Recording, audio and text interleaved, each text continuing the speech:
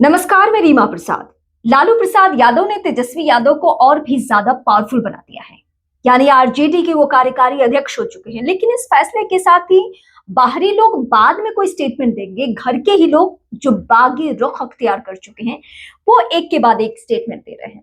रोहिणी आचार्य तो इतने तल्ख लहजे में कह रही हैं कि कठपुतली बन गया शहजादा और शहजादा की ताजपोशी हो रही है।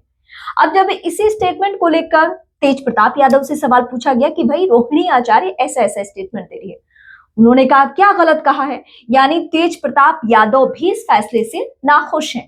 हालांकि उन्होंने कहने के लिए बस कह दी कि हाँ, जिम्मेदारी निभाएं जो जिम्मेदारी उन्हें मिली है। लेकिन ये मालूम है सभी को कि चाहे वो रोहिणी आचार्य हो या फिर तेज प्रताप यादव, दोनों में से कोई खुश नहीं है आरजेडी में बढ़ते हुए तेजस्वी के कद को लेकर।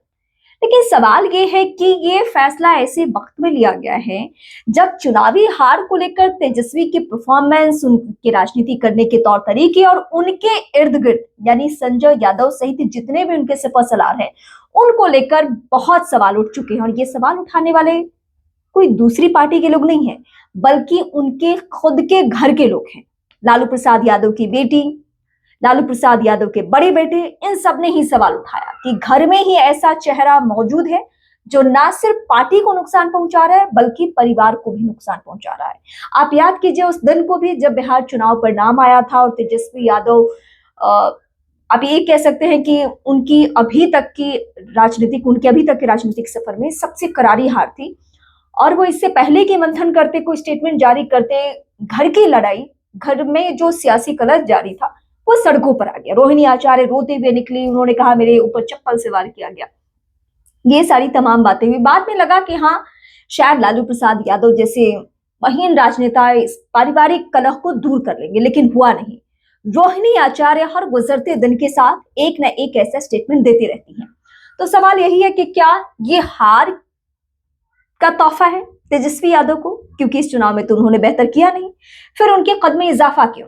क्या इसकी वजह से ही कठपुतली जैसे शब्दों से नवाज रही है रोहिणी आचार्य, या आने वाले दिनों में कार्यकर्ताओं को लालू प्रसाद यादव मैसेज ये दे रही हैं कि चाहे चुनावी परफॉर्मेंस जो हो, ना इस पद के काबिल मिसा भारती है, ना इस पद पे बैठने के लायक रोहिणी आचार्य है, और ना ही इस पद पे बैठने के लायक उनके बड़े बेटा तेज प्रताप यादव है।